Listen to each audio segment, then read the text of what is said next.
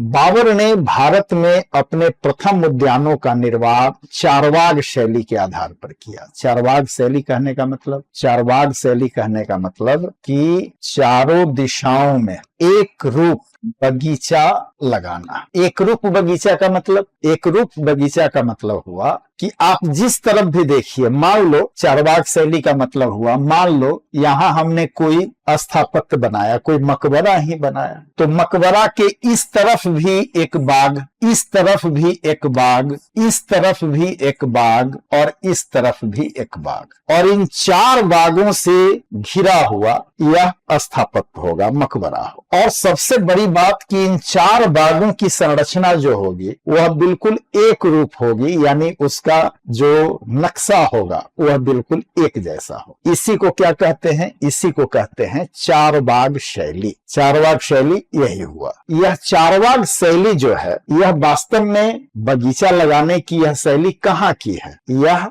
फारसी शैली है। चारबाग शैली कहाँ की शैली है? तो यह बगीचा लगाने की एक फारसी शैली है, पर्शियन स्टाइल। चारबाग शैली कहाँ से ली गई? तो यह फारस से ली गई। अब इसका उदाहरण आप देखिएगा कि जो बाबर ने अपना प्रथम उद्यान बनाया, उन उद्यानों में एक नाम आता है आराम बाग। यह बगीचा जो है किस शैली में निर्मित है? चारबाग शैली में निर्मित। तो इसके बाद आप देखेंगे कि मुगलों ने जो भी बगीचे लगाए कहीं भी, वह चारबाग शैली में। अगर आपने दिल्ली कभी विजिट किया हो तो दिल्ली में आप देखेंगे एक हुमायूं का मकबरा है, हुमायूं टॉम्ब। आप हुमायूं के मकबरा में जाइए, हुमायूं का मकबरा है और इसके चारों कोनों पर देखेंगे इसका एक स्थापत्य है कि बीच में यह जल का स्रोत है। कहीं भी आप चले जाइए, दिल्ली के लाल किला में जाइए या आगरे के ताजमहल में जाइए, आपको यही स्टाइल मिलेगा, चारबाग शैली। चलिए, इसमें बीच में जल धारा होगी।